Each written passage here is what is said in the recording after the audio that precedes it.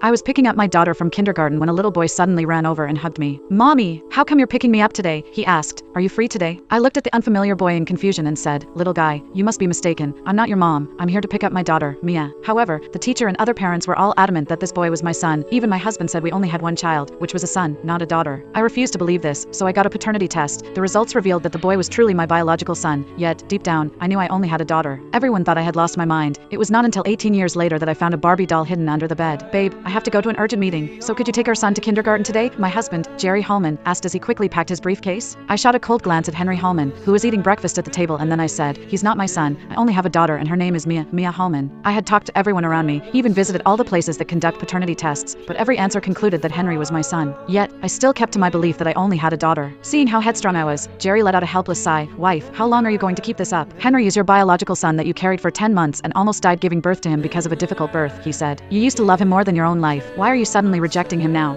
Jerry asked in confusion. That was right. When I was in the 10th month of pregnancy, my belly was so big that I could barely breathe. My legs were so swollen I couldn't fit them into any shoes. The day I gave birth, the labor was difficult and I nearly died because of heavy blood loss, but I remembered vividly that the one I brought into this world with my life was my precious daughter. This strange boy in front of me, I did not recognize him at all. Before I could say anything, Henry nervously turned to Jerry. "Dad, don't be harsh to Mom," he said. "I must have done something wrong to upset her. That's why she's punishing me like this." Then he walked over to me and held my hand. Then he said gently, "Mom, I promise I'll do everything you say. Please don't be mad at me anymore, okay?" Henry tried so hard to hold back his tears, which were ready to spill. He looked so heartbroken. However, I did not feel a bit sorry at all. Rather, I coldly pulled my hand away and said firmly, "Don't call me Mom. You're a stranger to me." My coldness froze the hopeful smile on his face, and the tears that he had been holding back poured out continuously. Seeing him like that, Jimmy was heartbroken. He hugged and comforted him until kindergarten. As soon as they left, my parents rushed over. "Sophia, why was Henry crying so hard? Did you say something mindlessly again that hurt him? You've asked around, investigated and done multiple paternity tests. How can you still believe he's not your son?" they asked. "Henry is our only grandson and we've watched him grow up since he was a baby. How could we possibly be mistaken? What could he have done to deserve this from you?" As my dad spoke, he threw a photo album onto the table. Since my parents were old, they worried that one day a bad thing would happen suddenly to them. Every single year, I made a family portrait as a souvenir. In those photos, I was always holding Henry in my arms and smiling with pure affection. It wasn't just the family portraits, even my phone gallery was filled with thousands of photos and videos of Henry. There was a photo of him on the day he was born, his tiny body curled up and he could barely open his eyes. There was also a cute photo of him when he was breastfeeding while looking at me with his big watery eyes. There were videos of him babbling and calling me mommy with his baby voice. There was also a daily recording when I was cradling him and crying because I was heartbroken that he was sick. I went through every photo, picture and scene, but there was only Henry in them, not a single one of my daughters. "Sophia, Henry has been the most clingy to you since he was little. However, lately, you've been cold shouldering him every day. This made him cry every day. He was always anxious and kept saying that it must